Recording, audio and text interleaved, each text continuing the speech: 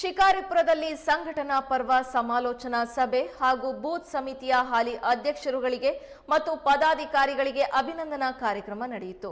ಕಾರ್ಯಕ್ರಮದಲ್ಲಿ ಮಾಜಿ ಮುಖ್ಯಮಂತ್ರಿ ಬಿಎಸ್ ಯಡಿಯೂರಪ್ಪ, ಬಿಜೆಪಿ ರಾಜ್ಯಾಧ್ಯಕ್ಷ ಬಿವೈ ವಿಜಯೇಂದ್ರ ಮತ್ತು ಶಿವಮೊಗ್ಗ ಸಂಸದ ಬಿವೈ ರಾಘವೇಂದ್ರ ಭಾಗಿಯಾಗಿದ್ದರು.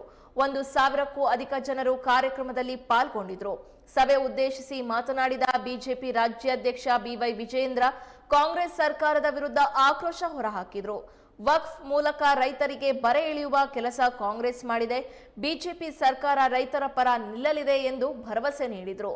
ನಂತರ ಮಾತನಾಡಿದ ಮಾಜಿ ಮುಖ್ಯಮಂತ್ರಿ ಬಿಎಸ್ ಯಡಿಯೂರಪ್ಪ, ಸಿಎಂ ಸಿದ್ದರಾಮಯ್ಯ ಯಾವ ಸಂದರ್ಭದಲ್ಲಿ ರಾಜೀನಾಮೆ ಕೊಡ್ತಾರೆ ಎಂಬುದು ಅವರಿಗೂ ಸಹ ಗೊತ್ತಿಲ್ಲ ಎಂದು ಸಭೆಯಲ್ಲಿ ಮಾತನಾಡಿದರು.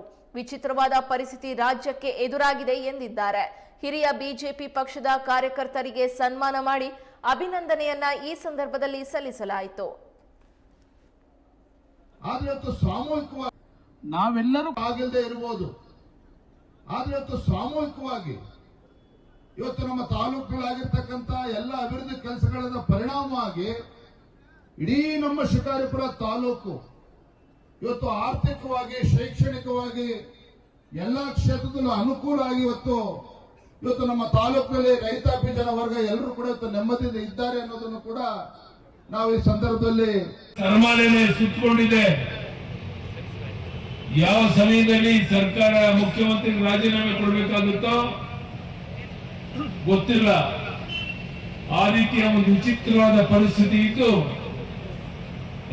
ಇಂತಹ ಕ್ಲಿಷ್ಟಕರ ಸಂದರ್ಭದಲ್ಲಿ ಈ ಒಂದು ದುಷ್ಟ ಕಾಂಗ್ರೆಸ್ ಸರ್ಕಾರ ರೈತರಿಗೆ ಬರೆ ಎಳಿತಕ್ಕಂಥ ಕೆಲಸ ಏನೋ ವಕ್ಫ್ ಮೂಲಕ ಇವತ್ತು ನೋಟಿಸ್ಗಳನ್ನ ಕೊಡ್ತಕ್ಕಂಥ ಕೆಲಸ ಏನ್ ಮಾಡಿದ್ದಾರೆ, ಇದು ಅಕ್ಷಮ್ಯ ಅಪರಾಧ.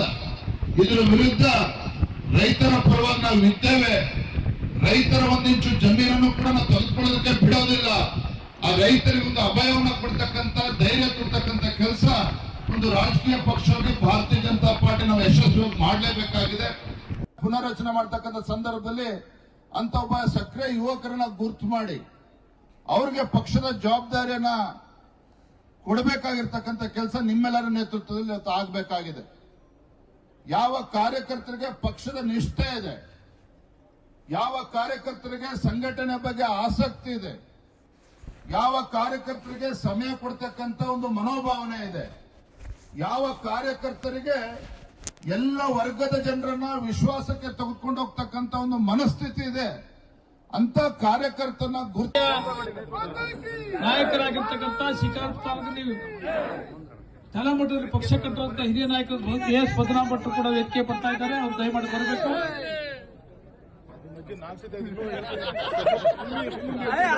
ಮಧ್ಯಾಹ್ನ ಅಂತ ನಾವೆಲ್ಲ ಪ್ರೀತಿಯಿಂದ ಕರೆಯುವಂತ ಪದ್ಮನಾಭ ಭಟ್ರು ಬರ್ತಾ ಇದ್ದಾರೆ. ಉಳಿದಂತ ನಮ್ಮ ಕಾರ್ಯಕರ್ತರು ದಯಮಾಡಿ ಎಲ್ಲ ಕುರ್ಚಿ ಕುತ್ಕೊಂಡ್ಬಿಡಿ. ಮುಂದುವರಬೇಡಿ, ಕುತ್ಕೊಳ್ಳಿಪ್ಪ, ಎಡಭಾಗದ ಕುತ್ಕೊಳ್ಳಿ, ಎಲ್ಲ ಹೋಗಿ ಕುತ್ಕೊಳ್ಳಿ. ಗ್ರಾಮಗಳಿಗೆ ಭೇಟಿಯನ್ನು ನೀಡಿದ್ದೇನೆ, ಮುಂದಿನ ದಿನದಲ್ಲೂ ಕೂಡ ಬರ್ತೇನೆ. ಅದರ ಜೊತೆಗೆ ತಮ್ಮೆಲ್ಲರೂ ಕೂಡ ಗೌರವ ಬರೋ ರೀತಿಯಲ್ಲಿ ಒಬ್ಬ ರಾಜ್ಯದ ಅಧ್ಯಕ್ಷನಾಗಿ ರಾಜ್ಯಾದ್ಯಂತ ಪ್ರವಾಸ ಮಾಡಿ ಯಾವ ರೀತಿ ಪೂಜ್ಯ ತಂದೆಯವರು ಯಡಿಯೂರಪ್ಪನವರು ಕಾಲಿಗೆ ಚಕ್ರವನ್ನ ಕಟ್ಟಿಕೊಂಡು ರಾಜ್ಯಾದ್ಯಂತ ಪ್ರವಾಸ ಮಾಡಿ ಸಂಘಟನೆ ಬಲವನ್ನ ಕೊಡ್ತಕ್ಕಂಥ ಕೆಲಸ ಮಾಡಿದ್ದಾರೋ